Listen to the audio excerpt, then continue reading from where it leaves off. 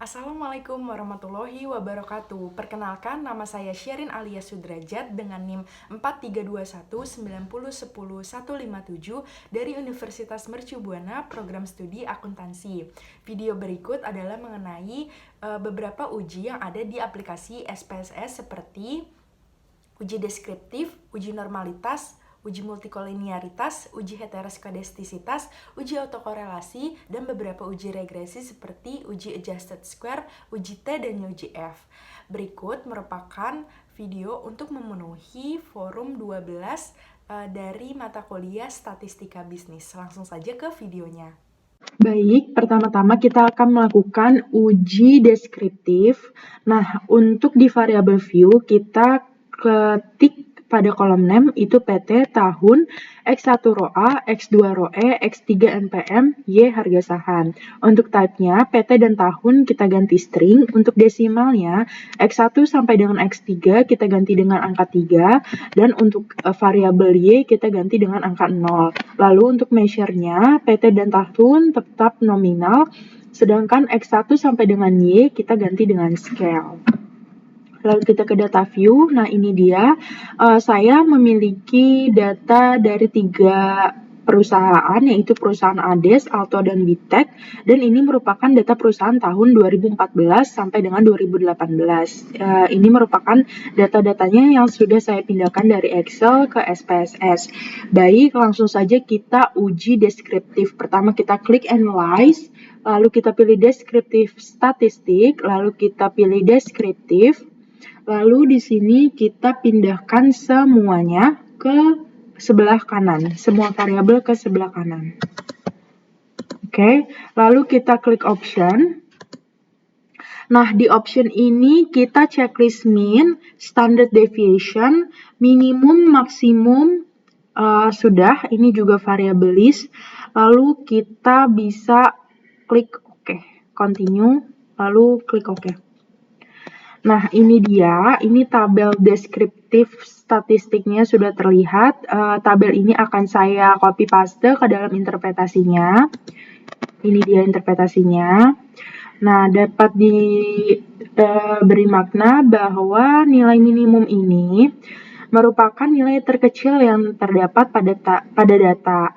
Nah, pada variabel X1-nya, nilai minimumnya adalah sebesar minus 63,00 dari data yang saya punya. Lalu untuk nilai minimum X2 itu sebesar minus 166,00.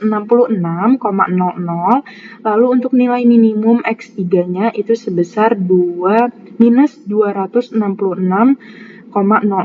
Dan untuk variabel Y-nya nilai minimumnya adalah 131. Lalu ini ada tabel maksimum. Maksimum ini adalah nilai terbesar dari yang ada di data. Dan pada variabel X1 ini nilai maksimumnya adalah 82,00. Lalu pada X2-nya nilai maksimumnya sebesar 160,00. Lalu untuk X3-nya untuk variabel X3 nilai maksimumnya ada sebesar 87,00 dan pada variabel Y nilai maksimumnya adalah 1375. Lalu pada kolom min adalah nilai rata-rata dari setiap kelompok data dalam penelitian.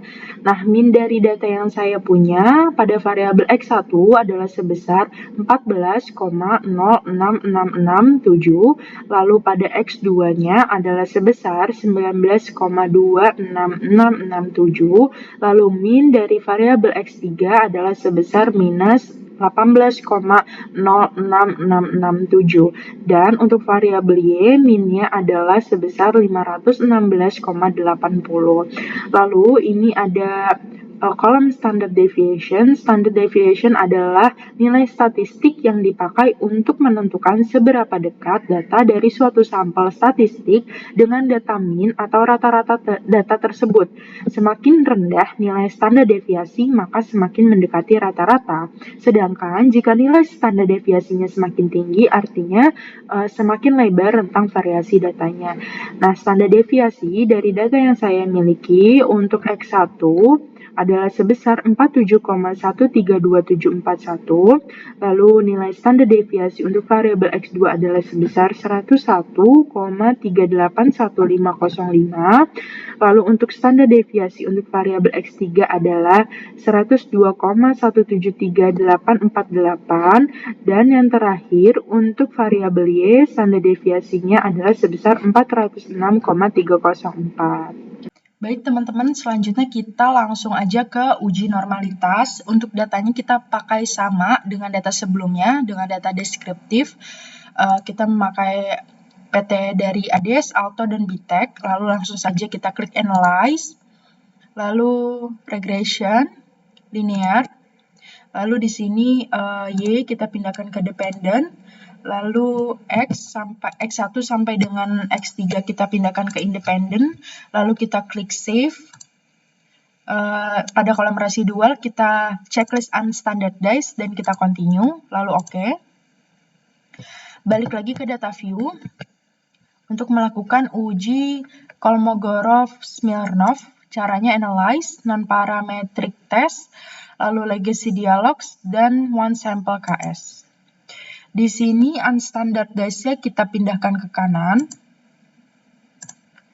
lalu kita klik OK.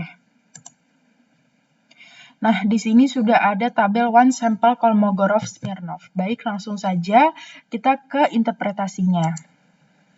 Sudah saya pindahkan tabel one sample Kolmogorov-Smirnov-nya.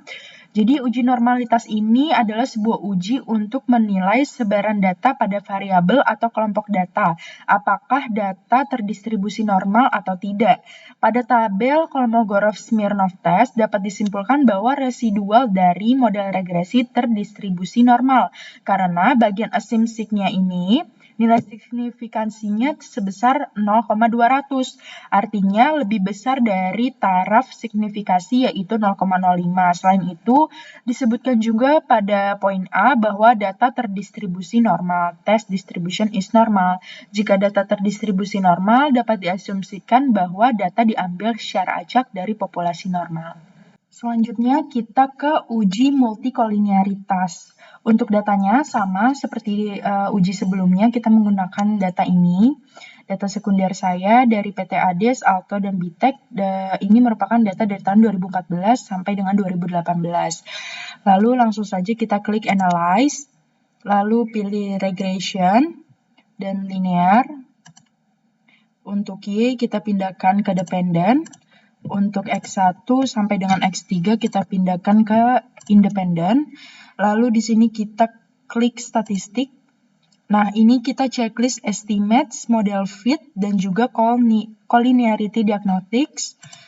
Oke. Lalu kita klik continue dan oke. Nah, ini dia tabel koefisien A-nya. Lalu saya sudah pindahkan ke langsung saja ke interpretasinya. Oke, ini dia. Pada data yang saya miliki, terlihat bahwa di setiap variabel X1 dan juga X2 di kolom tolerance ini menunjukkan angka yang lebih kecil dari 0,10. Tetapi pada variabel X3 di kolom tolerance ini menunjukkan angka sebesar 0,10 dengan rincian sebagai berikut. Untuk variabel X1 nilai toleransinya sebesar 0,01.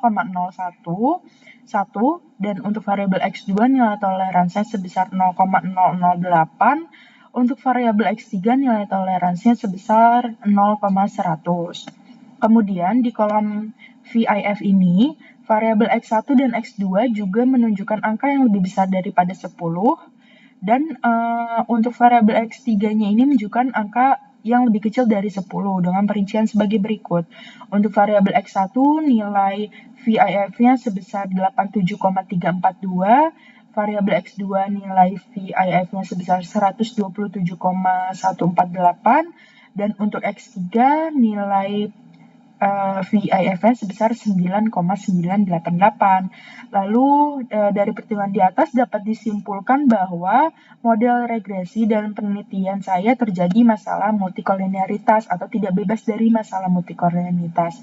Hal ini bermakna data yang saya miliki menunjukkan adanya korelasi atau hubungan kuat antara dua variabel bebas atau lebih dalam sebuah model regresi berganda. Dapat dikatakan juga bahwa pada data saya, variabelnya berkorelasi kuat dengan variabel lainnya di dalam model, sehingga kekuatan prediksinya tidak handal dan tidak stabil. Baik, selanjutnya kita ke uji heteroskedastisitas.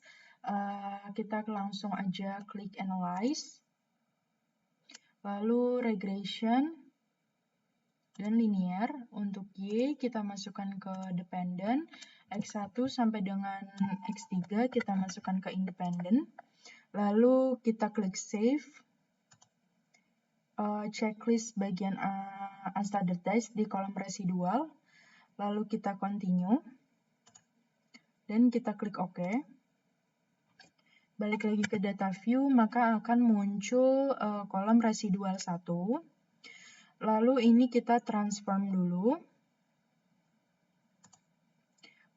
Klik transform, compute variable. Lalu kita ketik di target variabel itu ABS underscore res1. Untuk di numeric expression-nya kita bisa ketik ABS. Lalu kita buka kurung dan pindahkan unstandardized residual satunya ke kanan. Lalu kita tutup kurung. Selanjutnya kita klik OK. Nah, pastikan datanya sudah execute. Lalu kita balik lagi ke data view. Ini sudah ada variabel baru yaitu ABS residual 1. Lalu kita uji regresi lagi. Caranya analyze, regression, lalu linear.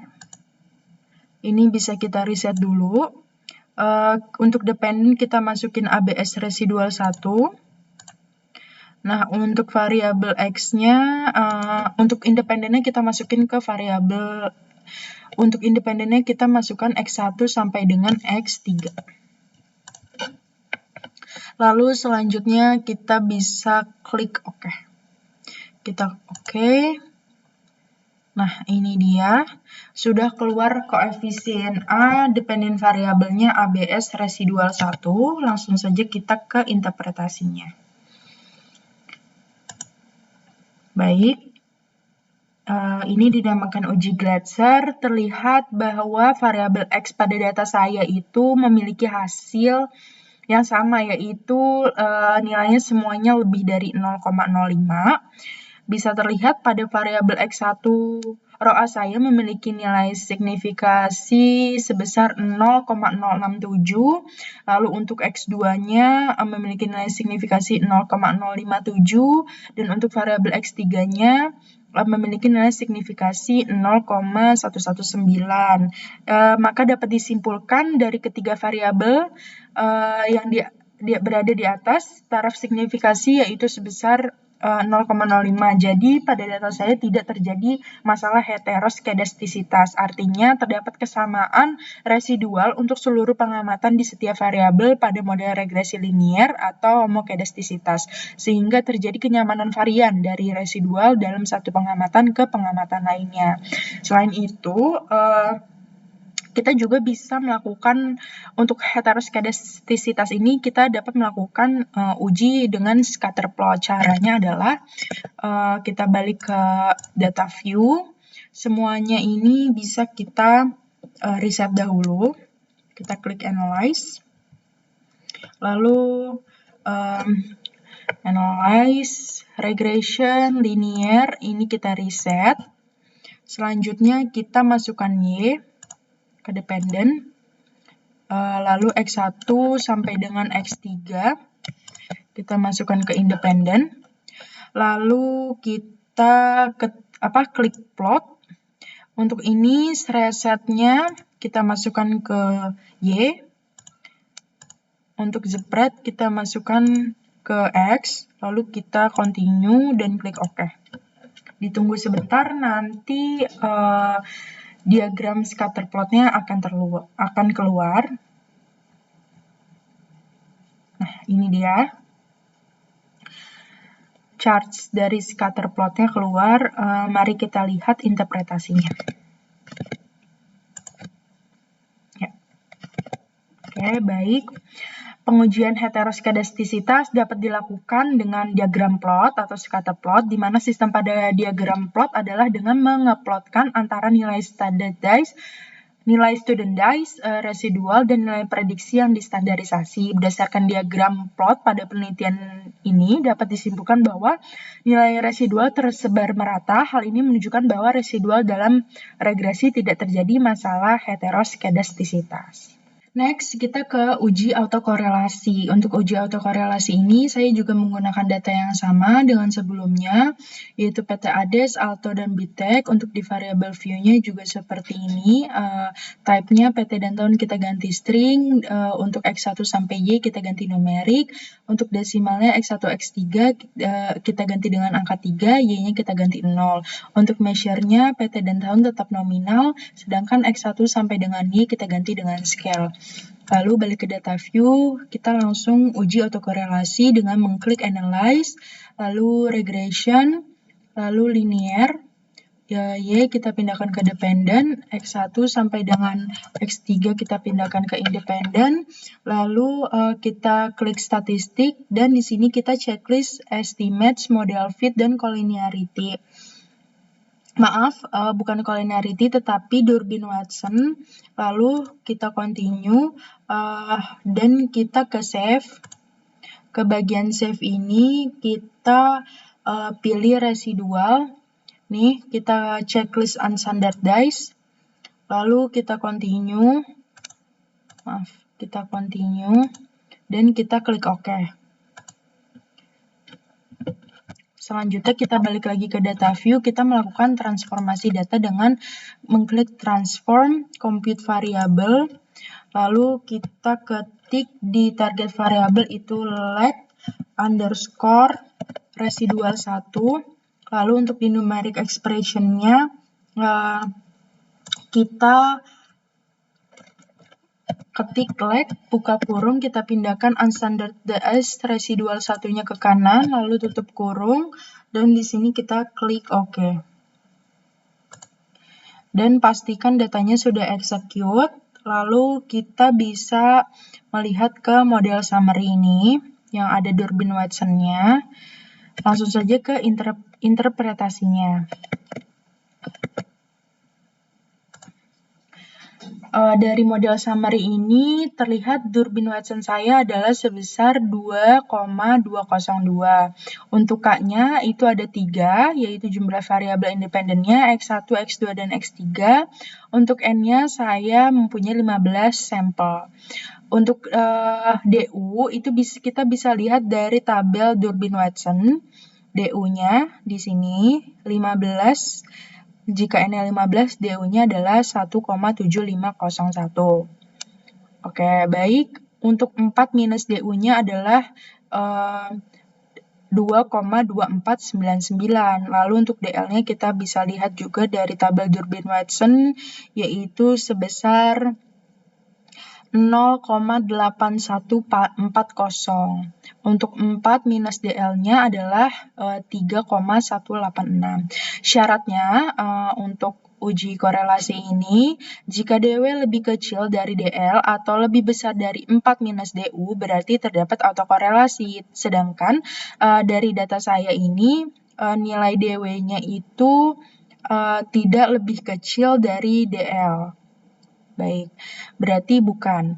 Untuk yang kedua syarat yang kedua adalah jika DW terletak di antara DL dan 4 minus DU, tidak ada autokorelasi.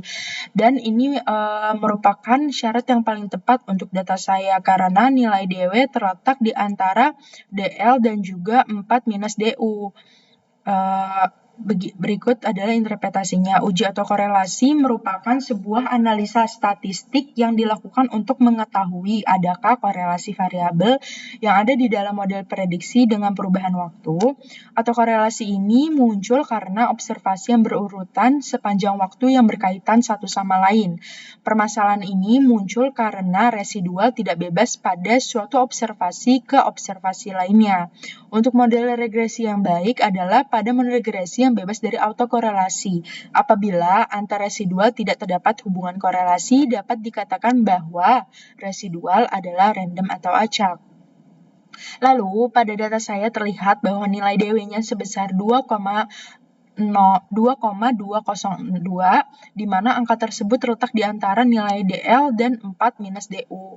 DL-nya adalah 0,814040, di mana itu lebih kecil dari DW sebesar 2,202, lalu nilai 4 minus DU lebih kecil dari nilai DW, yaitu sebesar 2,2499. Artinya, dari data yang saya punya tidak terdapat autokorelasi.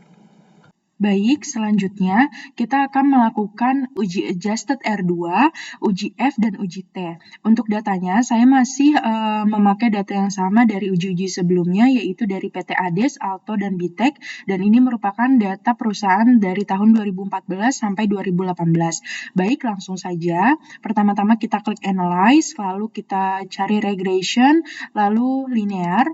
Untuk variabel Y kita pindahkan ke dependent, dan untuk variabel X1 kita pindahkan, X1 sampai dengan X3 kita pindahkan ke independent, lalu kita langsung klik OK.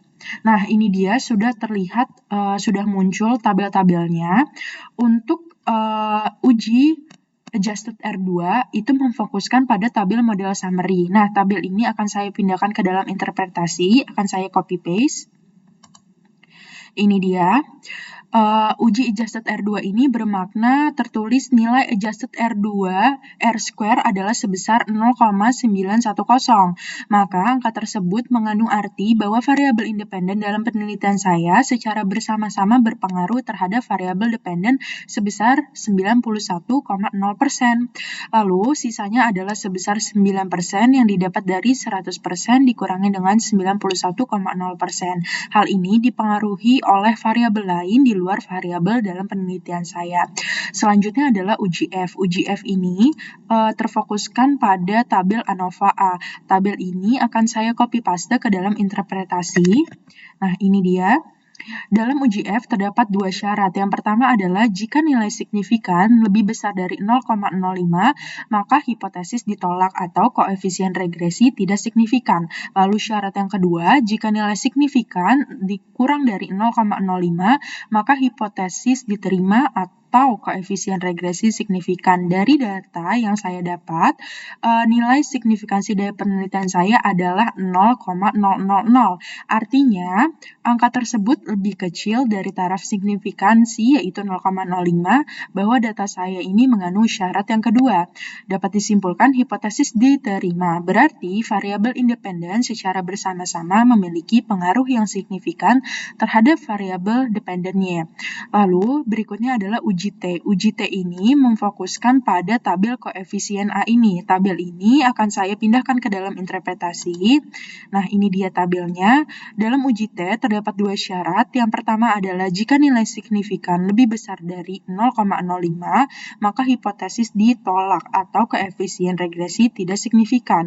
Lalu untuk syarat yang kedua, jika nilai signifikan kurang dari 0,05, maka hipotesis diterima atau koefisien regresi signifikan. Lalu dari data yang saya miliki ini, diketahui dari signifikan X1 ini adalah sebesar 0,013, yang artinya nilai ini lebih kecil dari taraf signifikan, yaitu 0,05.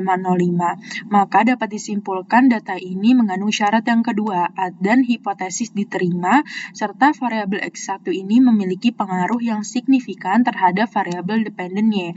Lalu untuk variabel X2, nilai signifikan adalah sebesar 0,573, yang artinya nilai ini lebih besar dari taraf signifikansi, yaitu 0,05, atau mengandung syarat yang pertama. Oleh karena itu, dapat disimpulkan hipotesis ditolak, yang berarti variabel X2 ini tidak memiliki pengaruh yang signifikan terhadap variabel dependennya.